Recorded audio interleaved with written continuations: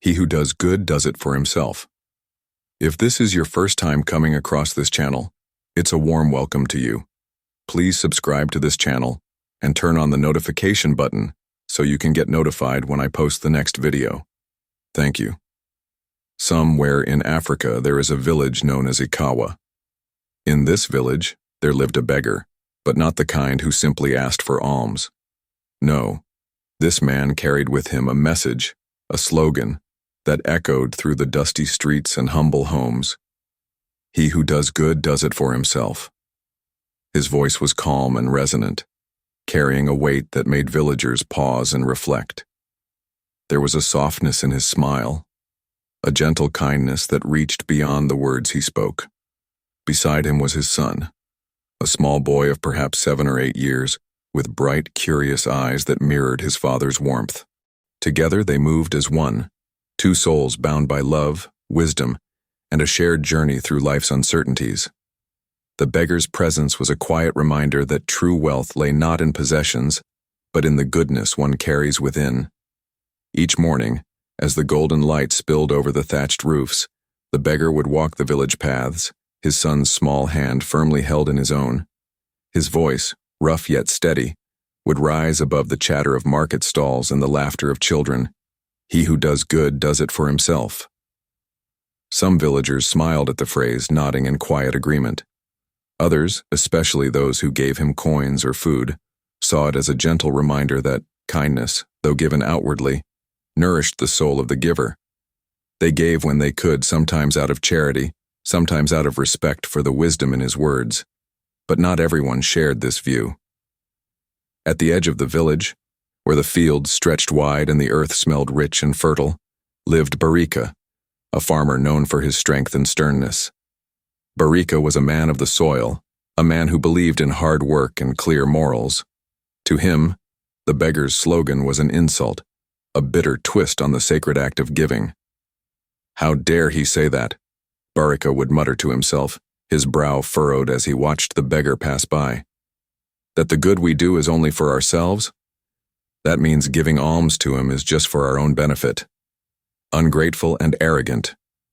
Barika's sons played nearby, chasing each other with carefree laughter, oblivious to the storm brewing in their father's heart. Days passed, and the beggar's words continued to echo in his mind. His irritation grew into anger, and he decided to act.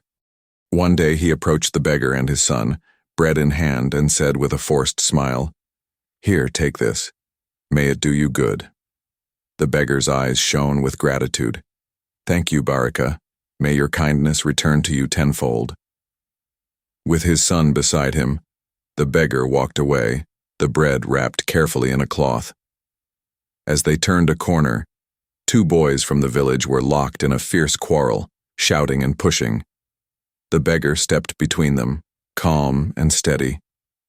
"Why fight, brothers?" he asked softly. The boys paused, their anger melting into confusion. The beggar offered the bread as a peace offering. "Share this, and let your hearts be light." The boys took the bread, breaking it into pieces, their smiles returning as they ate together.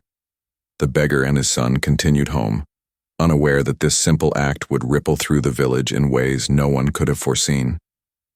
That evening, Barika's 2 sons did not return home. Panic gripped the farmer as he searched the village, calling their names into the gathering darkness.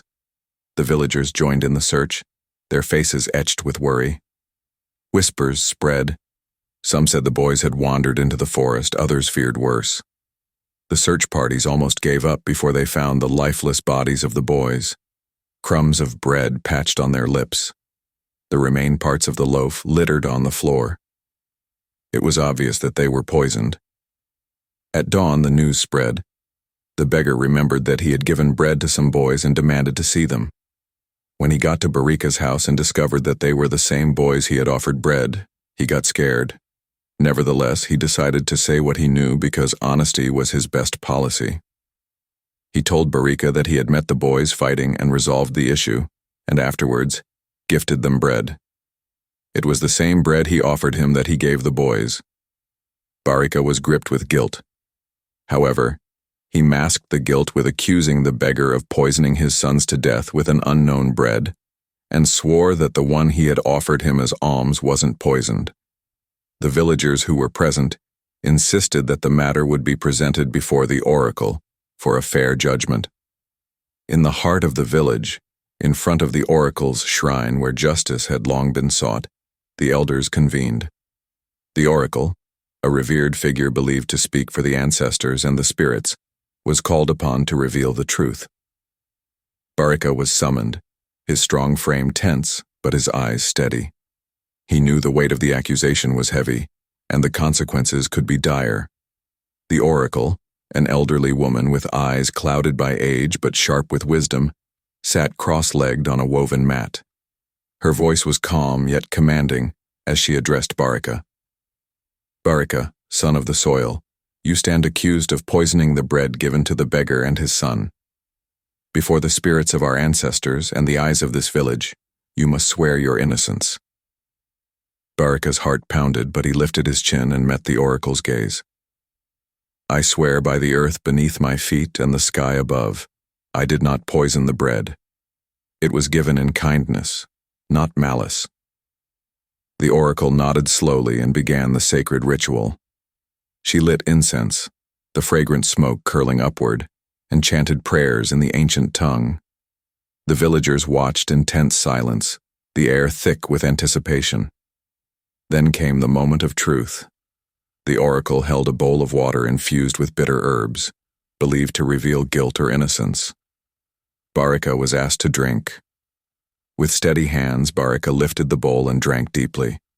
The bitter taste burned his throat, but he swallowed without hesitation. The oracle closed her eyes, breathing deeply.